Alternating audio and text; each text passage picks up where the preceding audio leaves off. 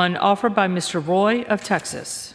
Pursuant to House Resolution 838, the gentleman from Texas, Mr. Roy, and a member opposed. Each will control 5 minutes. The chair recognizes the gentleman from Texas. I thank the chair, and I appreciate my friend from Pennsylvania offering the amendments that he has offered. I am offering here an amendment that I've offered to other appropriations bills affecting other agencies that would prohibit any of the funding in this bill, the Transportation, Housing, and Urban Development Bill, from being used to carry out President Biden's executive orders on climate change.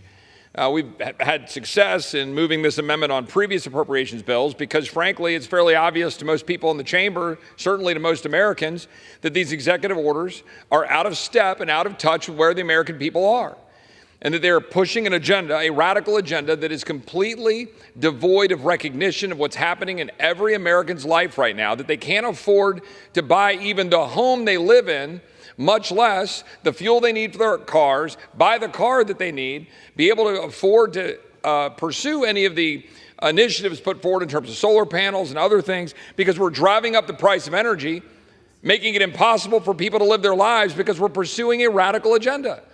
By the way, that is making us completely dependent on China at a time when we should be decoupling from China, at a time that is making it to where we are not holding Iran accountable, and we're actually enriching Iran right now with our energy policies. We're not sanctioning Iran. We're allowing them to sell oil to China. And we're advancing this agenda because my colleagues on the other side of the aisle want to put out this notion of climate change as being more important, as I've had members of the other side of the aisle testify in the Rules Committee, more important than the inflation that is wrecking the American family. Literally have said that.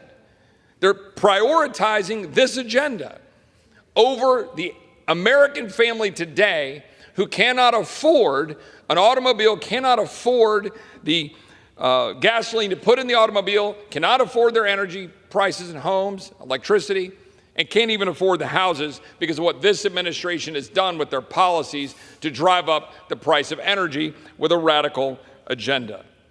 In this case, Secretary Buttigieg is on a mission to overhaul the transportation sector, saying, quote, transportation ought to be responsible for the biggest share of the climate solution.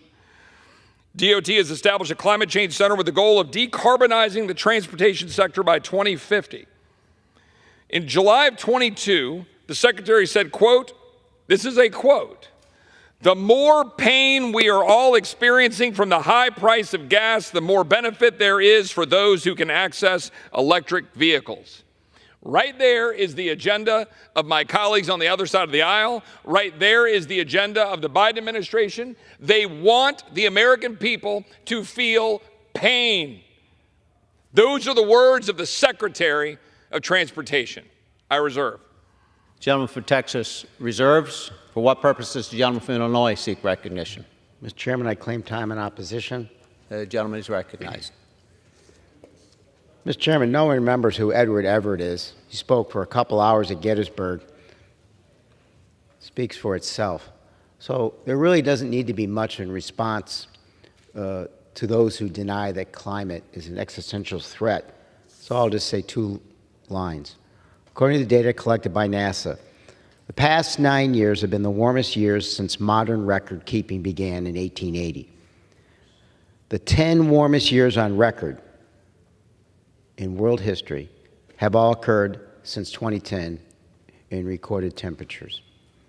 So we have to address that reality. And the fact is, our transportation infrastructure is responsible for more greenhouse gas emissions than any other sector of our economy. It needs to do the most to reduce that threat as well. I reserve. The gentleman from Illinois reserves. The gentleman from Texas is recognized. The problem is that if you listen to our secretary, we saw that in 2 months after he made those comments, California asked EV owners to stop charging amid a heat wave.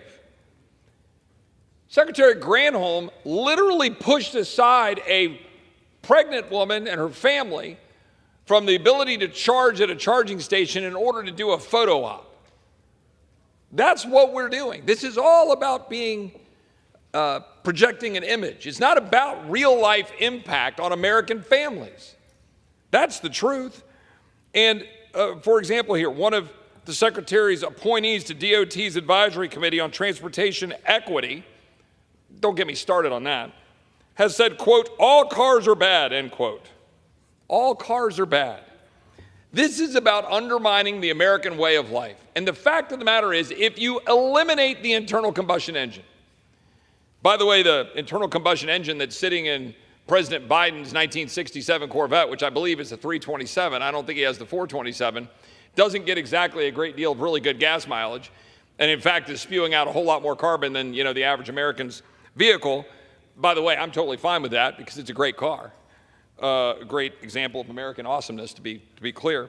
But the fact is, when you've got the Transportation Committee of Transportation Equity saying, quote, all cars are bad, that tells you exactly what the situation is. And if you eliminate the internal combustion engine, that will do nothing when you know that you've got China has 1,100 coal-fired plants. We have about 250, and China's building a couple of coal-fired plants a week. And we think that we're going to impact CO2 production around the world? How about we develop nuclear power? How about we let the American people live their lives? How about we let the American people not have their lives get crushed with radical policies? That's why this amendment should be adopted, and I yield back. Gentleman from Texas yields. The gentleman from Illinois is recognized. Mr. Chairman, we were quoting Dickens before. There's a line in Shakespeare, I'll let somebody else fill in the rest of the lines, is a tale full of sound and fury, signifying nothing. We're the first generation to feel the effects of climate change. We're the last generation that can do anything about it. I oppose this amendment, encourage my colleagues to do the same, and I yield back. Gentleman from Illinois yields. The question is on the amendment offered by the gentleman from Texas. Those in favor say aye. Aye. Those opposed say no. In the opinion of the chairs, the ayes have it. The amendment is agreed to. It is now in order to consider amendment number 73, printed in Part B